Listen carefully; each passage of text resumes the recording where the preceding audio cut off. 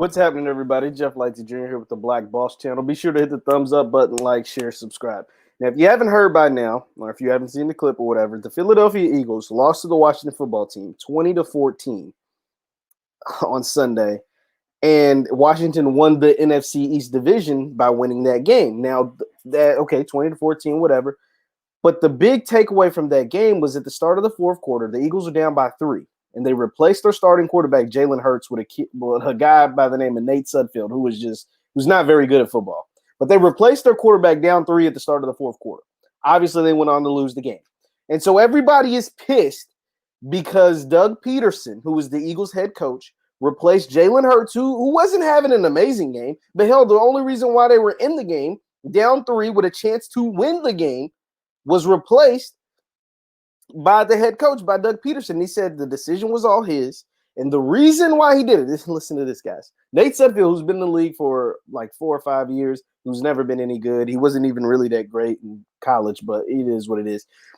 He said the reason why he replaced Jalen was the fact he told Doug he was going to get him some reps. He told the man he was going to get him some reps. So he decided to wait till the fourth quarter of a close game, of a chance to prevent the Washington football team from getting the playoffs.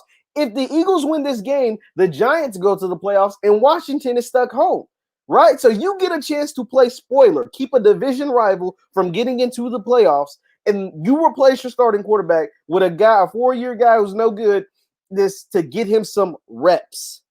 He wanted to get him some reps. Not that you wanted to win the game. You said you felt that Nate deserved some reps and you owed him that. Get out of here, dog. Like, that don't make no sense at all. You deserve Doug Pederson for that decision alone. But forget everything else. Forget the fact that this team went from a Super Bowl title to one of the worst ran organizations in the last couple years. Don't forget the fact that you pay Carson Wentz $100 million and he looks like he's broken. It looked like he can't play football anymore, like the Monstars came and took his football powers away from him. Forget all of that. Forget that the Eagles haven't been the same team since Frank Wright left to take the job in Indianapolis. Forget all of that. The fact that you replaced your best chance at winning at the quarterback position, Jalen Hurts, 2 rushing touchdowns, over 100 yards on the ground. You replaced him with a guy by the name of Nate Sudfeld, who is no good, and you know it. You just said that he's been in your organization for the last 4 or 5 years. You know he's no good. You replaced Jalen with Sudfeld. You had Wentz inactive, so he didn't even play. He wasn't even dressed up. And it was just to get him some reps. To get him some reps. Your draft position didn't change that much from winning and losing. You win, you get the 9th pick. You lose, you get the 6th pick. So it ain't that great of a difference. It ain't like from going from 9 to 3 or 9 to 4. You went from 9 to 6. So it's not that great of a difference. And it was to get him some reps. You owe the city of Philadelphia an apology. You owe your team an apology. And Jeffrey Lurie should fire you. You should not have a job today. You should not be able to walk into the Eagles facility for that. Joe Judge, who was the head coach of the New York Giants, was pissed, and rightfully so. He felt like his team had a chance to get in the playoffs if the Eagles would at least compete it. I get it. The Giants are a 6-win team.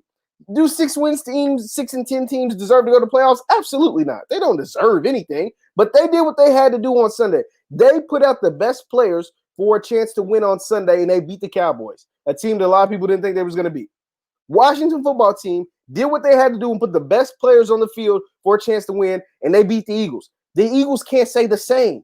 They did not put the best players on the field and put their team in the best position to win.